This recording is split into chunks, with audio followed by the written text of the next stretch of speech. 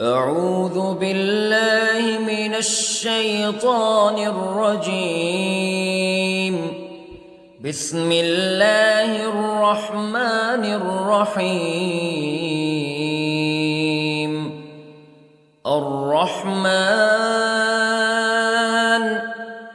علم القرآن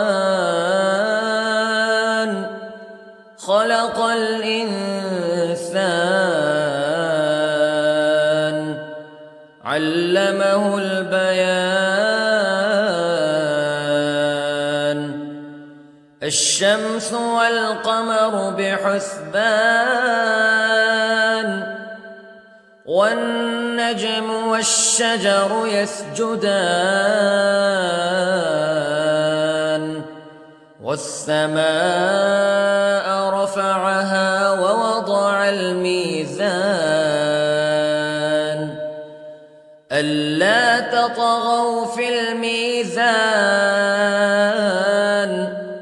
وأقيموا الوزن بالقسط ولا تخسروا الميزان.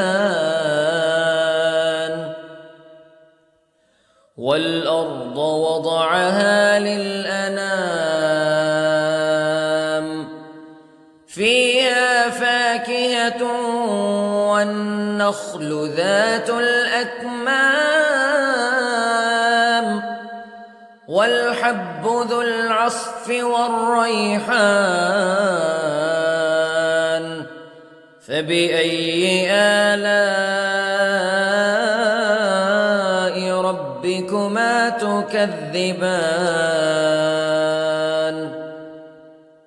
خلق الإنسان من صلصال كالفخار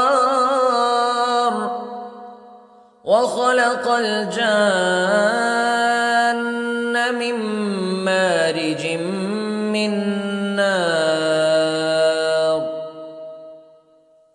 فبأي آلاء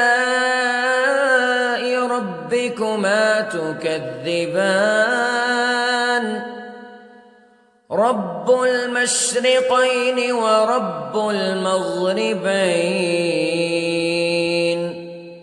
فبأي آلاء ربكما تكذبان. مرج البحرين يلتقيان بينهما برزخ لا يبغيان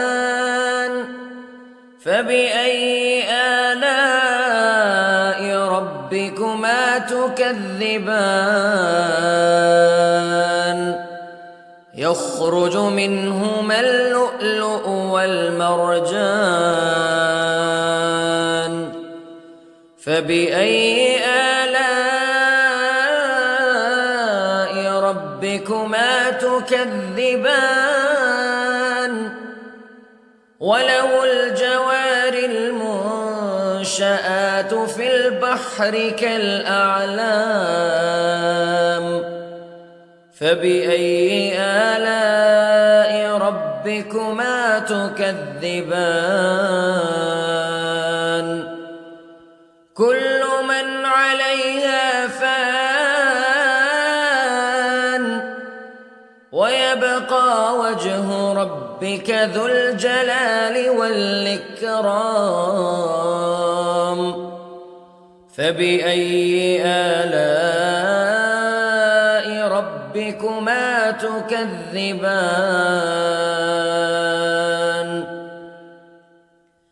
يسأله من في السماوات والأرض كل يوم هو في شأن فبأي آلاء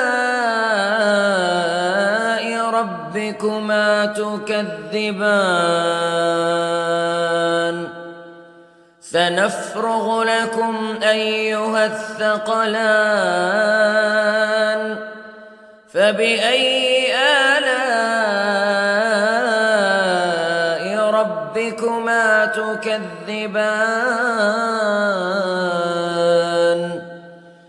يا معشر الجن والإنس استطعتم أن تنفذوا من أقطار السماوات والأرض فانفذوا لا تنفذون إلا بسلطان فبأي آلاء ربكما تكذبان يرسل عليكما شواظ من نار ونحاس فلا تنتصران فبأي آلاء ربكما تكذبان فإذا انشقت السماء فكانت وردة كالدهان فبأي آلاء ربكما تكذبان فيومئذ لا يسأل عن ذنبه إنس ولا جان فبأي آلاء ربكما تكذبان يعرف المجرمون بسيماهم فيؤخذ بالنواصي والأقدام فبأي آلاء ربكما تكذبان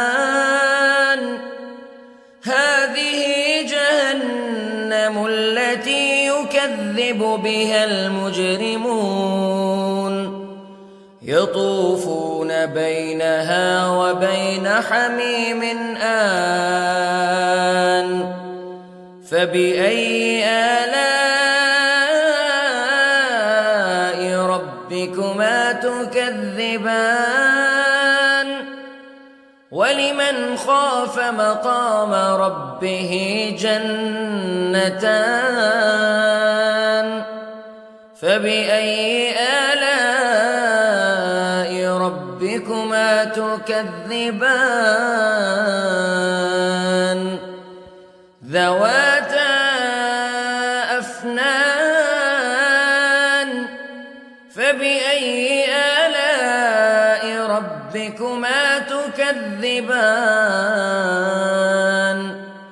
فيهما عينان تجريان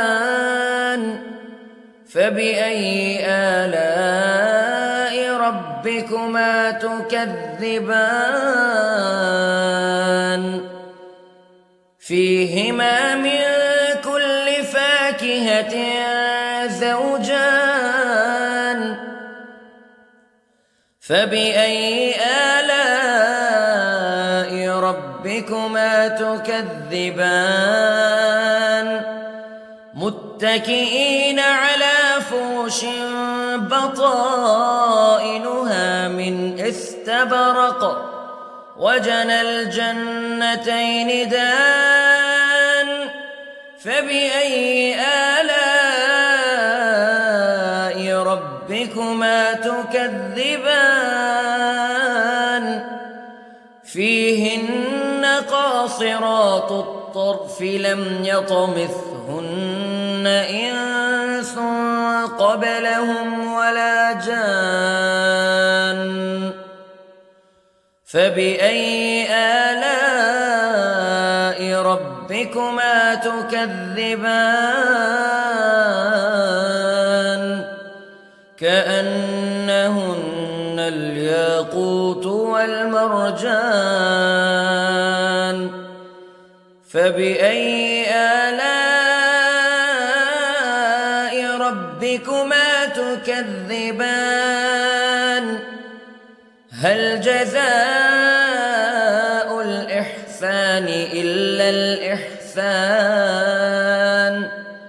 فبأي آلاء ربكما تكذبان ومن دونهما جنتان فبأي آلاء ربكما تكذبان مدهامتان فبأي آلاء ربكما تكذبان فيهما عينان نضاختان فبأي آلاء ربكما تكذبان فيهما فاكهة ونخل ورمان فبأي آلاء ربكما تكذبان فيهن خيرات حسان فبأي آلاء ربكما تكذبان حور مقصورات في الخيام فبأي آلاء ربكما تكذبان لم يطمثهن إنس قبلهم ولا جان فبأي آلاء ربكما تكذبان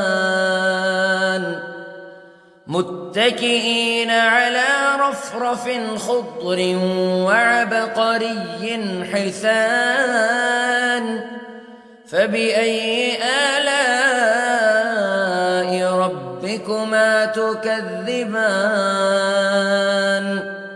تبارك اسم ربك ذي الجلال والإكرام